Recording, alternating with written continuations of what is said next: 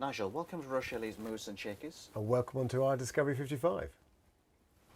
Nigel, tell me, what is your success mindset? My real focus in business is looking after the customer. If you look after them, they will look after you. And what I mean by that is that they will become your sales force. You know, with the Discovery Yachts, we've got 40 boats sailing out there with 40 customers who will sell our boats for us. And that is, you know, a hugely powerful thing for a business to have. I am on the end of the telephone for them. They can phone me up, or the support team. But you know, on the weekends when the office is shut, they can phone me up. And I think that's really important, especially in the business we're in, where people are sailing the boat 7 days a week. Mm-hmm. The other thing I think is really important in business is to ensure you are surrounded by people that are better than you in the field they're in. Absolutely. And they are the people who come to you, not with the problem, because there's nothing worse than being an MD of a company and they keep coming problem after problem. You want them to come and tell you the problem and they've got the solution, and then you can make a decision on that. And that is what I think my real core, and I've done it all the way through my business life, is that I have the right people around me to succeed. Mm-hmm. Nigel, what was your tipping point? I think it's difficult to say there's one particular point, but there are 2 points in my career that I think were that made me know that I was going to end up doing what I do now. Right. One, when I was 25, when I was asked to operate a hotel. Had a 220 bed hotel in Turkey, and it was a bit of a shot out the blue. Someone said, we need someone to run it, will you do it? So I did it. I did it for 4 years. By the second year, we'd exceeded every target we were given. I had a great team around me in the hotel side, and we also ran water sports. We made more money than we were budgeted to do. Our costs were lower than they'd ever been before. And by the end of the time I'd done 4 years of it, hands-on, you know, I'd learnt so much about business. It was a 6-day-a-week job. It started at 7 in the morning, it finished at midnight, and I thoroughly enjoyed it. And you know, that was for me, going from a normal person who's working hard to being someone who's in charge of people. I understood customer focus then. You know, that's why it's my passion. Look at how I operate. Sure. So I'd really gained a huge business sense there. Later on, I was looking after a bunch of resorts for the company in Greece. And I was offered another job, a bit out of the blue, to go and look after some inland waterway boats. Now, these operate in France and across Europe. They're big holiday boats. And I had 1,200 boats to manage as the operations manager. And you know, that was somewhere where I really had to grips finance. I had to grips operating teams remotely. And you know, it really opened your eyes how to do things differently, because before then it'd always been, you know, face-to-face communication. Now I'm having to deal with people who, you know, Italian or French, you know, different languages, all the cultures that you know comes around that. And you know, it was a real success. We turned it around. We actually brought 3 companies together, you know, and we avoided the infighting. We avoided all those downfalls you can get when you do that. Yes. And it was just, you know, a real business eye-opener. And you know, that was, you know, a massive tipping point in my career. It's a tremendous mind shift, far as I mean, it could have been as horrible as Faulty Towers. It could have been. It could have. And there were moments. There were moments when you'd stand in a hall. We had 400 staff in a hall, and they were from all across Europe, you know. And we had the Irish contingent who were heavily getting drunk in the corner, you know. And we were trying to have a proper meeting with them. You know, it was difficult.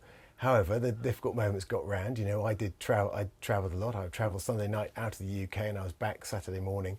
You know, not great for the family life, but for 3 years we made a massive difference to the business. It became profitable, which it hadn't been before, and you know, to this day that is still operating under one banner, and it's doing well. So you know, it really made a difference. Certainly something to be proud of. Yeah, oh yeah, hugely. Yeah.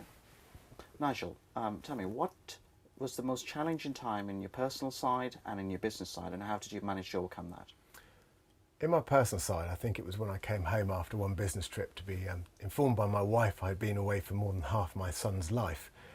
This is my first child. Yes. And at that point I realised that I was obviously pushing the boundaries, and you know, I was working hard, I was focused on the business element, and you know, despite the weekend at home, I obviously wasn't looking after the family in the way I should. So you know, that was a challenge to come around, because at the same time you don't want to affect a massive change to your business. You know, you've taken on commitments and you want to deliver. Sure. And you know, you've got to balance that with the home life. And I think that was a fairly a tough moment in our relationship. But however, you know, there was a way around it. Yeah. How did you manage to overcome that? Is it a case of balancing work with and actually putting boundaries and saying, you know? I think it was more. I sat back and looked at the organisation, the group we were looking after then, and really look at who was doing what and why am I the one that's loaded up. Yes. And I did a juggle with people, overseas, and just try to make more people take responsibility, shed some of my workload, and try and avoid. Then I looked at my flight, so I'd always try and fly back on a Friday, so I was not a zombie on the Saturday. I was I'd slept and I was recovered for the weekend. And those little changes in this way you structure your business can make a profound difference at home. And it was just a matter of just being, thinking about it, looking at the team and making the team, stand up and take a bit more. As far as the team is concerned, did you find a lot of reverse delegation? I think at the time I was taking on more because sometimes as a businessman you think, well, I can do it better than they can, and I'm fed up with them getting it wrong again and again. And it was a time when at that point, I then stood back and said, right, okay, these guys are going to have to take on more, like it or not. If they can't perform, then we'll look at an alternative. Absolutely. And they all took on more, and especially when I explained to them why. And when you go back and say, my wife's calculated, I've been away half my son's life. Yeah, quite a major thing. You know that she's sat down and she's counted days, and it was only a day over. Luckily, we weren't weeks out, but it was, I thought it was quite impressive that she'd sat down and spent so long. Yeah. And gives you a very clear message, doesn't it? And let's get this wrong, he wasn't young by the stage, he was almost 2. Yeah. So it was a hell of an adding up she had to do. Indeed. Yeah. And thankfully you managed to overcome it by restructuring it. Yeah, we restructured it, and she, I sorted home life out, but also work life got better. Getting the work bit right actually made my working life easier. I didn't deal with so many emails every day because they were being filtered because people were taking up some of the trivial stuff. Yes. It's that old one of what's important and urgent, and let's just deal with that. Everything else you should delegate, and that's how I cracked that one. And in business, Nigel? I think in business the biggest challenge is going back some time, and it was in my early career when I was managing a hotel. And it was 4 o'clock in the morning dealing with a customer who was irate because the processes that we had there to deal with an irate customer or someone who's unhappy had gone wrong, and the compound effect of not addressing the problem came very apparent. Yes. And there I was dealing with a guy standing in his underpants in the manager's office at 4 o'clock in the morning on the phone to his lawyer, and the first thing I could do is obviously get onto our backup back in the UK. Yeah. And a very bizarre situation happened, and it was all a bit surreal. But there I was having to front face a customer who was really angry. Not just this guy who had had enough, and trying to then take that customer not just that evening, but through the next week because he couldn't fly home early, trying to get him to then come round to us. And that was a real challenge because if people get really angry, they find it very hard later on to back down from that point of view. Especially when he's phoned up his lawyer and opened a case with his lawyer and all the rest of it. Yes. For him then to phone his lawyer at the end of the week to say, let's drop it, I'm happy, was a result, but very challenging to deal with that person, as well as doing your normal daily routine. But obviously, people around him knew what was going on, his friends, his family. It was a group of 30 by the end of it, who all knew the problem. Yeah. And I'm sure some of them were smiling behind his back. But essentially, for me, very challenging. And it taught me the lesson about the customer and how you treat them, because you get it right, as I said earlier, it works. And also you could put measures so that it never escalates to a point like that. Yeah. It was when we debriefed on it, I got the team involved and debriefed them on it. They all realised that they'd put me in a situation that shouldn't have happened, and if they'd all done simple things along the journey, it wouldn't have happened. And he wouldn't have been angry. There were options there open that were very easy, but they'd just been ignored. And it's just getting him to, obviously once I've got an irate customer, you've got an irate one, but it should never have got there. But then the challenge is then dealing with it. Nigel, what do you forecast the current trend to be in your sector? First of all, you look at all sectors, I think is the start of. We all know the economic doom and gloom. We all read the papers and we all listen to the news. The marine industry is no different at the moment.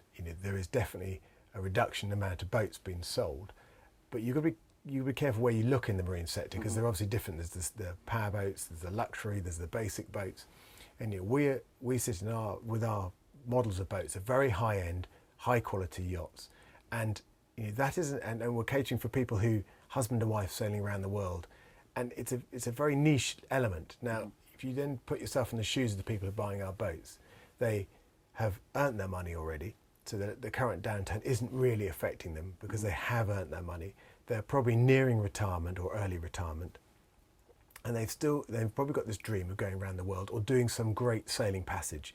Going around the world is a bit of a daunting dream, although there are ways of doing it so it's not so daunting. But one thing that's against them is their age. If you're going to go around the world and going to sail your boat long distances, go and see the ice, as one of our owners did the other day, it's best done when you're young and able. And so we are slightly out of the mess that's going around. I'm not saying it hasn't affected us. It's definitely making the people very considerate. They are thinking very carefully. They're going to see all the competitors, and they are asking for price reductions and discounts, of course. But we've tried to avoid all that and keep our price where it is, keep building quality, because that is what it's about. Looking after our customers, making sure the ones that are out there, are still being our salespeople. Just keep doing what we're doing and doing it right. Now we've had great success. Since the last few months, we've sold boats as we'd expect to sell. We've sold the numbers we wanted. We launched a new model. We sold 3 off the plan. Now, I actually guessed, or hoped, should I say, we'd have 2 off plan. We sold 3, and we've got someone looking at the 4th. So we are doing very well, but the market isn't expanding. It's staying very stable. So in other words, what you're saying is that it really depends on what you're producing and the quality of what you're producing, and what sector that's focused on. Absolutely. I think the quality is key. You look around the boat we're sitting in today, you look at the joinery and the finish and the attention to detail, and that goes right through the wiring, the plumbing, the rigging, and how the boat works. It's a detail, and you get that right, and the product is then standing above the others out there. And you can't forget, as I said earlier, that the people taking our boats have a dream. I've got a dream. I'd like to sail around the world. We had an owner the other day who had a dream of going sailing up to the ice, and he went up and he did the most amazing photographs came back from that. He did what he wanted on that boat. That's why he bought a boat. We tweaked the boat around a little bit so he got exactly what he wanted. And he didn't want to leave it 5 years later because he doesn't know what he's doing in 5 years later. He had his career was a stage where he stepped down from what he was doing and wanted to go sailing. So time, people's ages is on our side. They've got that passion. And we're here to give them that. We're here to let them go off sailing around the world, with the support network behind them, in a boat that will do it. And so we are lucky in that sector. And in one way, you have actually made your own luck, haven't you? Really? Yes. Yeah. I think if you look at other boat manufacturers out there, there's plenty of mass production people around the world producing boats that are, very good. Nothing wrong with them, but the quality, the finish, the fixtures. We like to say our boats are home from home. It's the same quality in here, if not better than you would have in your house. And so people feel comfortable when they buy it. It's an asset and a lovely one too. Indeed, I've noticed. Certainly, I went and visited the bedroom and the kitchen and so on, and I must say I was impressed. I didn't expect it to be of that good quality. Yeah, because you don't expect a vessel that's actually a sailing vessel, for that matter. Typically, a boat is bought by the gentleman. Yes. But he comes along with a wife, and when you're going around the world, the wife will be the decision maker. She'll walk on board the boat, and if it's got a pokey galley, kitchen in your terms, or a tiny cabin, yes. And they will complain. You look at the aft cabin of this boat's huge. The bed is probably larger than the king size. Yeah. You've got ensuite, you've got heated towel rails, you've got heating, air conditioning, you've got everything you want on this boat, and it is this model we're in now is very, very suited husband and wife living the life that they like, and it's comfortable. It isn't a difficult boat to be in. It's very, you do feel it at home.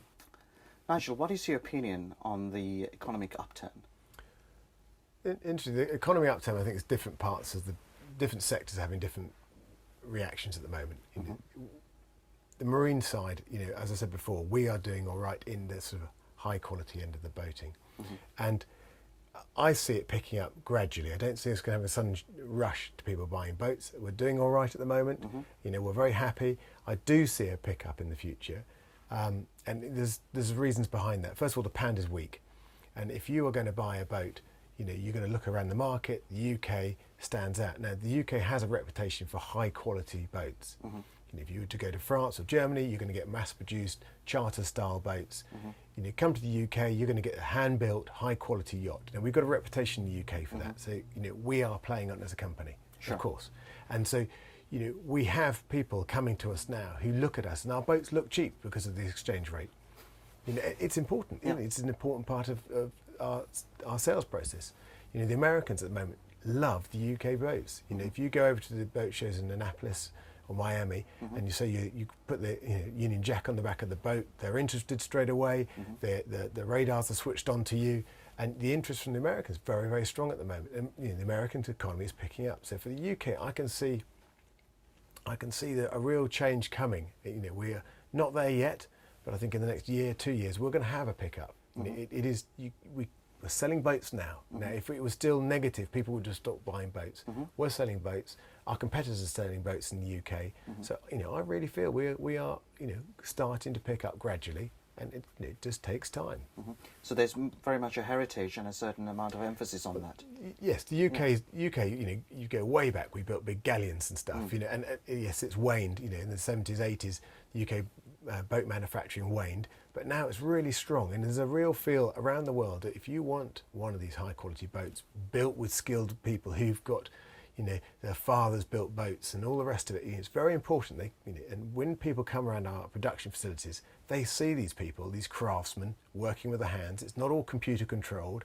You know, the joinery is put together by people, assembled and screwed and glued. It's not just thrown together as a quick production line. And you know, that is what we are building on, and I think it's what people come to the UK to buy. And you know, very much they're interested in coming to see the guys on the shop floor. It's not about just the product, it's about how the product became the product. It's interesting because you mentioned joinery, and I had one from one of your internal team, Sarah, who mentioned about the ancestry can be as far as the Titanic joinery is concerned, what Discovery has. So if you go into our joinery shop, there's a big display up there where they proudly put where their father's father's father came from. And you're right, it does go back to the Titanic. And you know, and they bring in bits of joinery that their dad produced, you know, and you see the quality that's in there. And that's before we had all the modern tools to help us. You know, so yes, we've got a really, you know, we've probably got the best joinery department in the southern half of England at the moment. Yeah, I'm proud of it. I'm very proud of it. Nigel, what is your current focus? The business current focus is to build and design a new yacht. And this has come round about by looking at our current owners of the boats, and also looking at high net worth individuals such as the Rochay Elite members. And we've gone right back to first principles. We've looked at what do they want. Now, we make boats that be sailed by husband and wife. However, there are people out there that have the dream to sail around the world or sail in exotic locations, but don't want the responsibility of being the skipper. They may not be naturally sailors themselves. So we've designed a boat that allows them to have a skipper if they want one, or without one, and the boat just works equally well. So we've gone to Ron Holland and Ken Freebrook. Ron Holland does the hull shapes for us, and Ken Freebrook does the interiors. Both of them design super yachts. And gone to them with our requirements, and they've started a brand new design, and it's now in production. We've got the first hull produced, and we are now doing the final details in the interior. We are going to use our owners to come and visit during certain stages of the build to give us feedback on what we believe is the right interior for the boat. So we'll build various sections. We've done mock-ups already, and involving our owners, because they're the really powerful people. They've gone out and they've done it. They've sailed the boats, and they can give us some strong feedback. So that's the focus of designing that boat. We're going to have it at the Southampton Boat Show this year, and hopefully, you know, we believe it's going to be a very strong boat in the market. It's building on the strengths of the company, so it's the joinery again is exquisite. We're focusing on, you know, how do we display the joinery we can do. It's very easy to make nice joinery that just looks plain. So it's all the veneers and the quality and the tactileness of the boat. So that's a huge focus for the company. We're also, as a company, I've been very passionate about apprenticeships. My focus is to build on where we've got to. We've got 88 shop floor staff at the moment, and 13 of them are apprenticed. I'm very passionate about doing that, and I really feel it's something we've got to keep working and keep building on. You know, some of those 13 finished this year, and so we've got to bring in new people and just really make sure we become known as the best trainer of people in this sort of building this sort of boat. And I think that's important. You know, we've got to give back something to society as we go on. The other thing we're doing is working on our brand. We've done a fair bit of work over the last 2 years with it. I got involved in the Design Council in London, who gave us some support. You know, as boat builders, we're great at boat building, doesn't mean we're great designers of websites and things. So they helped us move that element of the business along.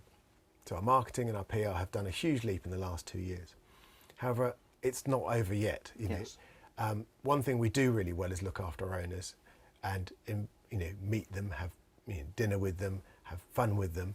And if you look at our website at the moment, it doesn't have it in there. So one of the focus for me in the next 12 months is to show that, show where the owners have been. So have a map of the world with where the boats are, what they've done, the photographs they've seen and done, because it helps if it helps the other owners say, well, I've never been to San Blas Islands. What's it look like? Well, it's exquisite. There's white sandy beaches and palm trees, and look what fun these guys had, and look where they went. Not to the level of blogging, but there's it's a bit more subtle than that. These owners want to know where to go to avoid everybody else, to go and see the beautiful bits of the world before everyone else has gone there and a cruise ship turns up. So that element of it, I think, really want to build on our branding, so people see what it's about. It's not about the boat. It's not so much about the journey to get to the destination, but it's all about the destination. Yes, it's great fun to sail from the UK to the Caribbean, but some bits of the Caribbean aren't the best. There are some beautiful areas, and I really want to pick up on that so people know where to go. It's off the beaten track, and really can use the boats for what they're for. So it's the experience. It's all about the experience. I've been lucky enough to sail in some lovely locations in the world, and people go on holiday in lovely locations in the world. However, a yacht can take you where other places can't. Ships can't go there. With a yacht, you can go into a small little creek, anchor up with no one else around you, and that is really important. So that's my real big focus. Nigel, thank you for your time, and it's been a pleasure. Kevin, thank you very much. Really enjoyed talking to you.